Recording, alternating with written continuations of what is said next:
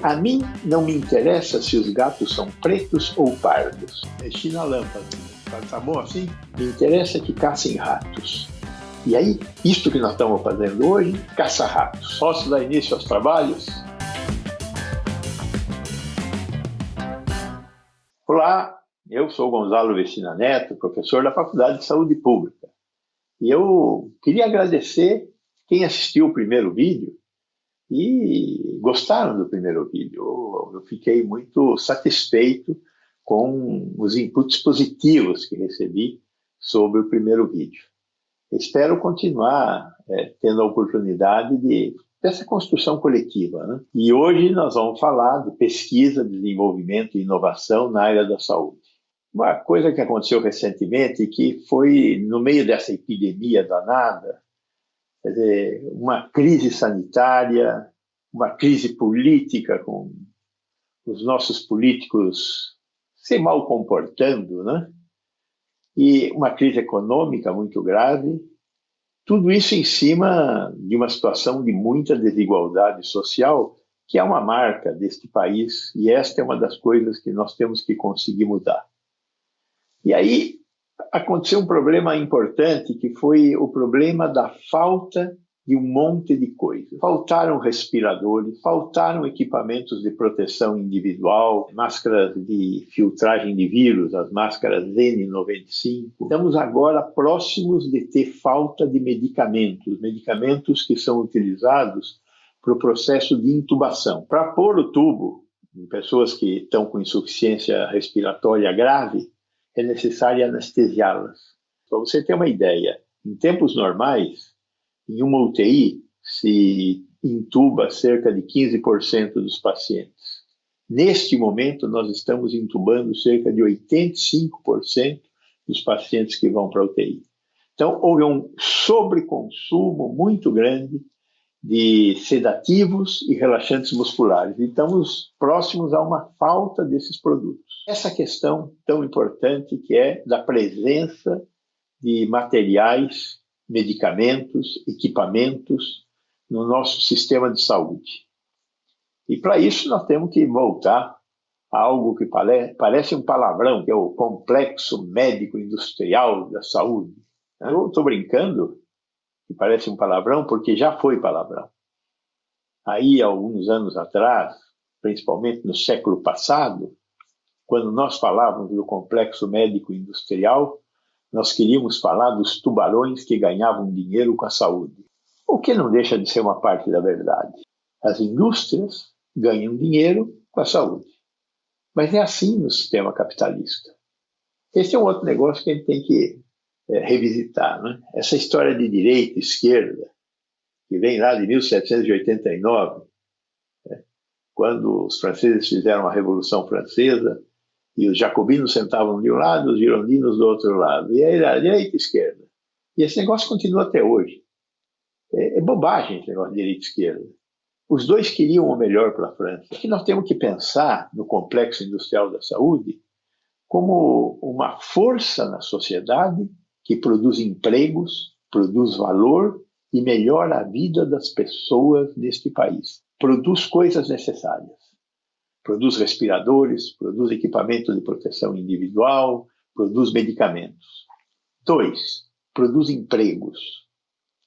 3, produz coisas que nós podemos vender para outros países, exportar, e com isso conseguir recursos para comprar coisas que nós não vamos conseguir produzir. O Brasil vem tentando ser um país mais industrializado desde o tempo do Getúlio Vargas. Nós já fizemos algumas experiências nesse sentido. São experiências que ganharam um nome pomposo e meio chato também, né? De nacional desenvolvimentismo dos anos 50. Então, sempre que a gente falar em nacional desenvolvimentismo dos anos 50, é mais ou menos como xingar da mãe, né? Não é bom, né? Nós temos que tentar achar caminhos que nos levem a ter uma indústria brasileira que tenha capacidade de exportar, que tenha capacidade de produzir, mas que seja também capaz de sobreviver ao sol do mercado. Este é um dos problemas que nós nunca conseguimos vencer. O Estado cria um ambiente artificial para ter uma indústria no país. E quando você joga o sol do mercado, ou seja, gente de fora competindo com a nossa capacidade local, a gente, de alguma forma, sempre acaba perdendo. Eu queria um pouco recuperar essa questão olhando para essas três áreas, né? A área de equipamentos, a área de medicamentos e a área de produtos de consumo no setor saúde. Para isso, nós precisamos de uma articulação que envolve três entes importantes. Por um lado, ela envolve governo. Sem governo, país nenhum do mundo conseguiu ir à frente na questão da pesquisa, desenvolvimento e inovação. É muito comum hoje em dia, muitas pessoas, essa história de tamanho do Estado. O Estado deve ser máximo, deve ser mínimo. O Estado não deve ser máximo nem mínimo. O Estado tem que ser o que ele precisa ser. Os Estados Unidos têm uma rede de centros de pesquisa chamado NIH. O NIH ele é um grupo de laboratórios que recebe por ano, em média, do governo americano, 30 bilhões de dólares. Para quê? Para fazer pesquisa básica. E essa pesquisa básica se origem de uma pesquisa que vai gerar um produto, uma inovação.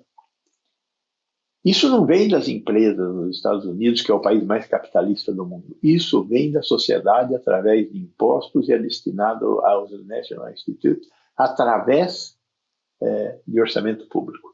Nós temos que ter isso. O governo tem que ter capacidade de induzir. Então, o governo tem dinheiro que tem que colocar em pesquisa, tem que colocar nas universidades, principalmente nas universidades públicas, e também através de mecanismos de financiamento. Para isso, o governo tem o CNPq, né? Conselho Nacional de Pesquisa, o governo tem a FINEP, a financiadora de projetos, tem o BNDES, o Banco de Desenvolvimento, tem a Embrap, enfim, ele tem um conjunto de instrumentos para fazer com que a área de pesquisa ande. Além disso, o governo tem outra força poderosa. Quem compra o que é produzido é o governo.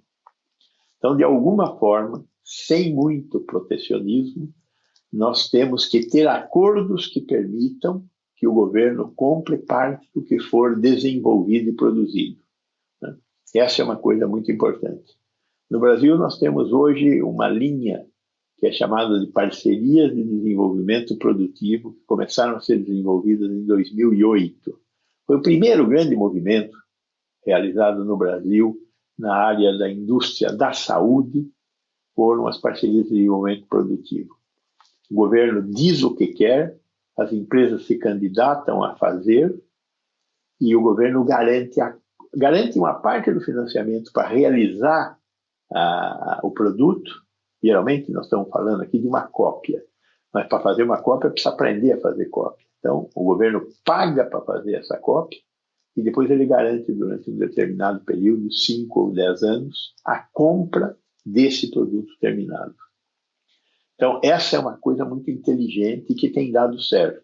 Neste momento, está meio sob refluxo no Ministério da Saúde. Então, essa é uma coisa que a gente tem que tomar conhecimento e exigir que essas coisas continuem, porque estão sendo muito positivas essas coisas. Aí tem um segundo ente, é a universidade. A universidade, em grande medida, no Brasil, que faz pesquisa, é a universidade pública. A universidade privada quase não faz nada de pesquisa. E aí a universidade tem que ser apoiada e tem que ser cobrada da realização de pesquisa, principalmente pesquisa básica, conhecimento sobre o qual outro conhecimento se porá. Então, este conhecimento é espaço da universidade. Além disso, a universidade tem que formar doutores e mestres. O que são doutores e mestres? São especialistas em fazer perguntas. É engraçado essa coisa, né? As respostas só aparecem quando alguém faz uma pergunta, porque elas estão por aí, as respostas. Às vezes isso parece desperdício, mas não é. Temos que formar muitos mestres, muitos doutores, mandá-los para fora, ter espaço para recebê-los de volta, porque eles têm que ir lá aprender coisas que aqui não tem, voltar para cá e ocupar o seu espaço. Aonde? No terceiro componente, que é a empresa. Nós estamos falando de pesquisa, desenvolvimento e inovação. A inovação é o espaço da empresa. Esta é a tríplice hélice, a hélice virtuosa do desenvolvimento de produtos, do desenvolvimento industrial numa sociedade moderna. Nós temos que buscar que isso aconteça. Para isso, precisamos de governo, precisamos de universidade e precisamos de empresa, que vão contratar os perguntadores também. Por que tudo que era mão de obra intensiva foi para a China? Como é o caso da produção de máscara, caso de produção de luva, produção de face shield. Essas coisas todas foram para a China por quê? Porque essa produção é mão de obra intensiva e a China tem uma mão de obra mais barata. Como é que nós vamos fazer para ter esses produtos no Brasil a um preço competitivo se nós não vamos sacrificar a nossa mão de obra? Nós temos que aumentar a nossa eficiência, fazer mais com a mesma quantidade de gente. Do outro lado, na área da química fina, a química fina migrou para a Índia. Por que a química fina migrou para a Índia? Porque na Índia nós não exigimos proteção do meio ambiente. Então a química fina, que é uma indústria suja, foi para a Índia, que não cobra medidas de proteção ambiental. Por isso ela produz coisas mais baratas. Só que agora nós não temos mais anestésicos. E a Índia proibiu a exportação de anestésicos enquanto ela estiver na pandemia. Ela tem medo que falte para ela, que é a produtora. Como é que nós vamos resolver isso? Então, nós temos que ter uma certa independência na produção desses produtos. Ou seja, temos que ser mais competentes na realização de nossa proteção do meio ambiente. Algumas indústrias no Brasil mantiveram a sua capacidade de produção de química fina e respeitaram o meio ambiente. É o caso da Libes, é o caso da Cristália, que fizeram, são exceções, uma verticalização na produção da química fina. Então, nestas coisas tão estratégicas, talvez o Estado tenha que fazer alguma sombra, né? Ter um imposto de importação para produtos que entram de tal forma a equiparar preços, né?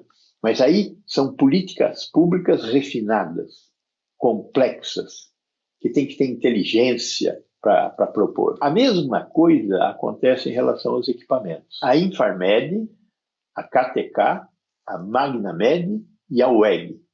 Essas 4 empresas voltaram a fabricar respiradores. Delas, a WEG nunca fez isso. A WEG é uma empresa de produção de motores elétricos. Mas ela fez uma reversão no seu campo industrial para produzir respiradores no Brasil no meio desta crise. Respiradores que ela poderá continuar produzindo, porque nós vamos continuar demandando respiradores, né? O respirador é uma máquina complexa, não é simples de fazer e é importante para fazer respiração artificial nos pacientes que têm uma falência pulmonar. Então, e são respiradores que eventualmente, inclusive, poderão ser exportados também, que são respiradores de bom padrão. O Brasil coleciona fracassos nesta história da pesquisa, da ciência e do desenvolvimento de novos produtos. Mas nós temos 3 cases de sucesso.